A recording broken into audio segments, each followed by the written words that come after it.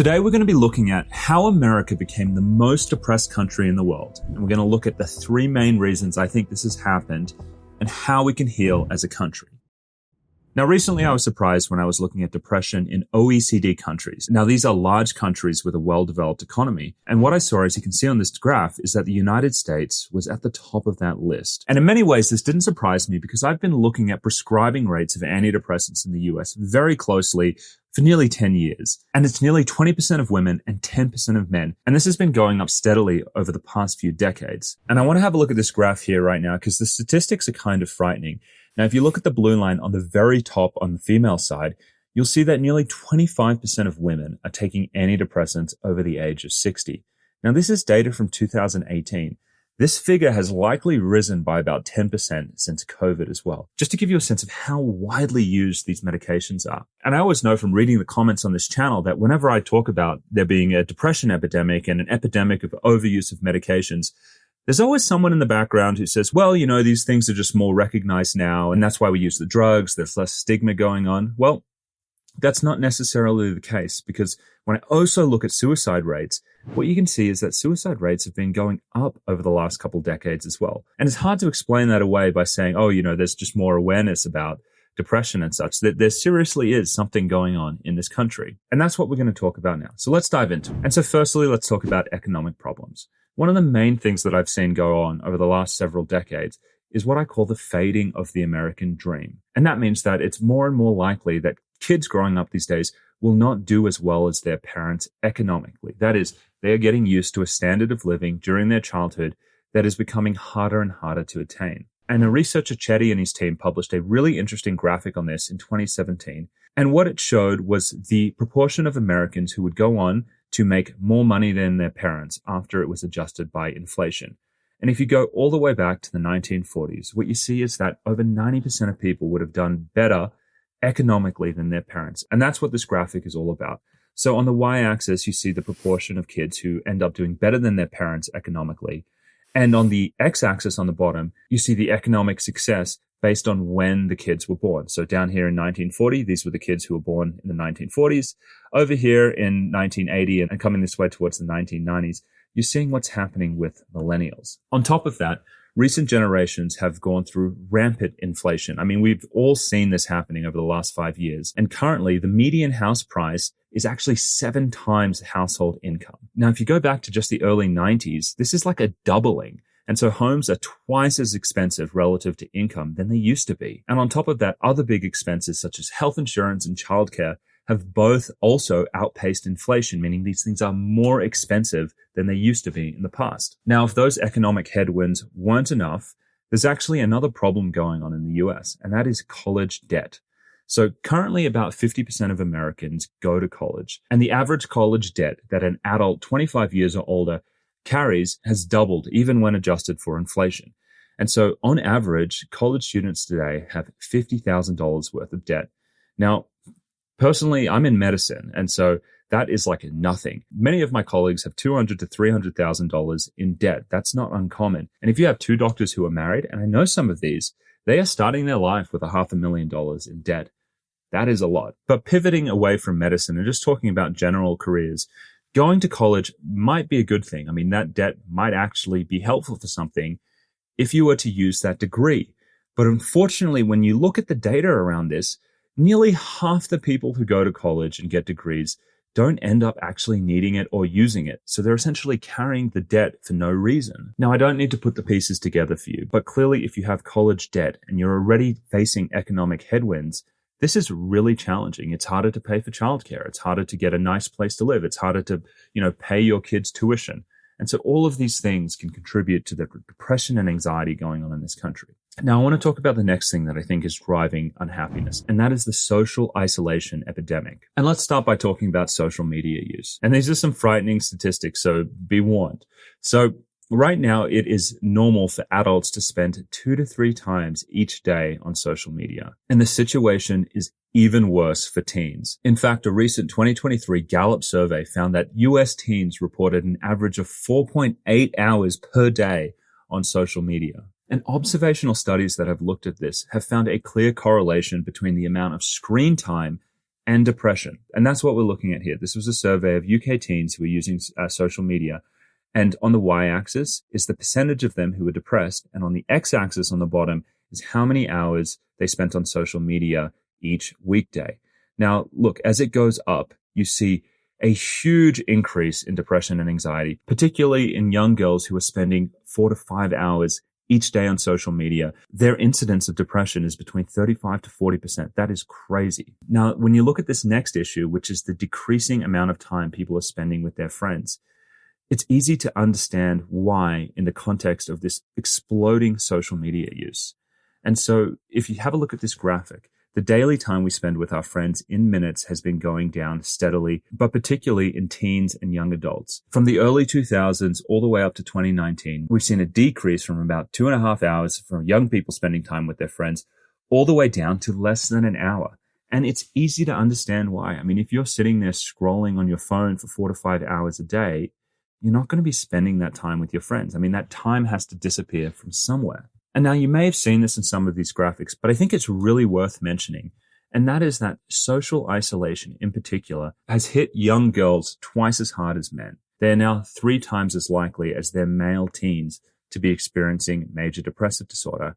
And if I'm going to sit back and just play armchair psychiatrist, this makes a lot of sense to me. I think men in general tend to do a little bit better with isolation than women. Women really like community, they like being together, and they seem to thrive in those states. And so when we have issues with social media that are pulling people apart, I think that is why it's hitting teen girls the most. Now I want to shift gears now, and I want to talk about another factor that I think is leading to social isolation, and that is the decrease in social trust. And so what you're looking at now in this graph is a survey of Americans who are asked, can most people be trusted? Now, if you go back to the 1970s here, 50% of Americans said yes. But as you can see, over time, this number has decreased, and we're about 20% lower than we used to be. Now, why is this important? Well, it's important because if you don't trust your neighbors and the people in your community, you're going to be more reserved, you're going to be more withdrawn, and you're going to be less likely to invest in relationships, which is going to fuel this social isolation. Now, you might be wondering, why has this happened? What has been going on? Well, I think there's been a couple of things. In the 80s and going into the 90s, we had the rise of cable news. And with cable news, all of a sudden, there were all different types of news channels where you could get a more unique version of the news. And so with the rise of that, we actually saw a political polarization take place in this country where you could all of a sudden be in a left echo chamber or a right echo chamber. And these media organizations essentially do better the more people watch. Now, what do people tend to watch? Well, they watch things that get them really riled up. And that's generally saying the worst things about the other side. Now, we've all seen that in the last 10 years, this has gone gangbusters with social media, which does the same thing. Essentially, you watch social media content, which then trains an algorithm on you and kind of pushes you into an echo chamber where it shows you more and more outrageous things about the other side, because that's what keeps people's attention. And what this means, I think, is essentially that we don't trust each other anymore. We think the other side is awful. And personally, in my own life, I've seen this turn up in really strange ways. So I live out in Utah, and it's quite a liberal town that I'm in. And I can be, going to my school, and I could be interacting with the other parents there. A lot of the people who watch this channel know, I'm a big Bobby Kennedy guy. I really believe in the Maha movement and what that's all about. And people who will just start bashing, whether it's Trump or Kennedy or anyone kind of in that space, simply assuming that I'm going to agree with them. And it's just crazy that we've gotten to a place where this is how people interact with each other. And I have to say, especially in those communities, I'm a little bit more like, wow, I'm not welcome here. Me and what I'm doing is not going to be a good fit. And I think this also happens on the other side. I'm not saying it's one side or another, but it's just a sign of how polarized we have become. And we're seeing it in the decrease in social trust. Now, the last thing I want to bring up that I think is getting in the way of connectedness is the rise in dual income families. Now, with economic headwinds like we have right now, it's become extremely normal for both parents to be working in a family. You simply have to do that for many people to make ends meet. If you go back to the 60s, you see that about 50% of households had this. But now we're up to near 70% of households doing this. And I can tell you personally from my life and watching what's happened in my family, when my wife was working, you don't really have a lot of time to socialize. In fact, both of the parents are working, you come home and you're doing chores. You're not, going to the bowling club or engaging in some kind of leisurely activity. Your time is strapped and you're just kind of keeping everything going. And so, yeah, you don't have enough time to engage in community activities or spend time with friends. Now, the last issue that I want to talk about that I believe is leading to depression and anxiety is the erosion of classical Western values. Now, what I mean by that is really the values that a lot of Western civilization was built on. And so these are Greek and Roman philosophies and, things like Stoicism, but it's also Judeo-Christian values. And I want to spell this out a little bit because some of these values, they're going to seem really common sense. And even if you're secular or you're not into religion, you'll probably see these as things that you were just raised with because a lot of them are normal for people. So there are values such as, living a life in service of others. That is a big Christian value. There are values like the ethos of personal responsibility, which very much comes from Greek philosophy and Stoicism, where you take personal responsibility for your behavior, the development of your character, and what happens in your life. You don't blame other people. And finally, I do think there is something very important about believing in a God, because when you believe in a God, I think you're much more likely to hold yourself to a higher standard.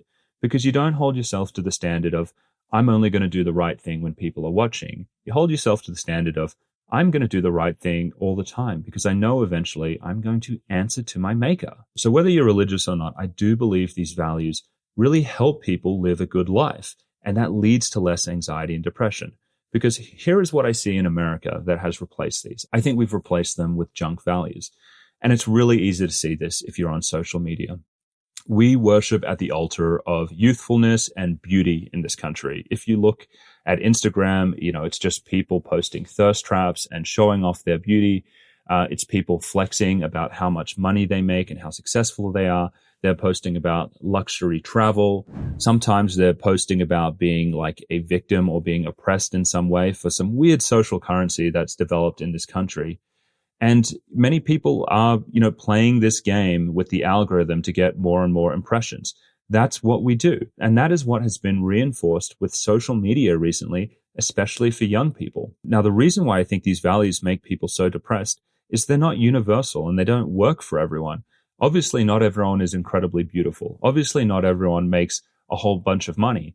And if you spend your life on social media looking at women who have better bodies than you and better lives than you, seemingly, because a lot of this stuff is fake, you're going to feel terrible about yourself. And I want to contrast this with some of the other values, which are, I'm going to develop myself morally and spiritually. I'm going to live a life in service of others.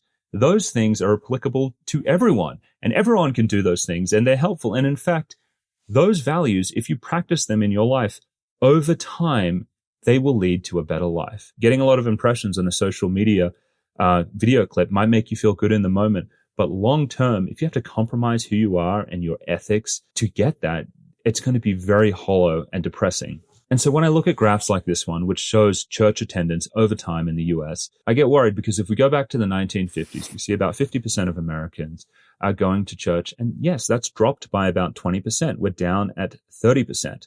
And so we're seeing this shift. We've gone from engaging in more spiritual practices where you would hear about more of these classical values on a weekly basis, and that would shape how you view the world.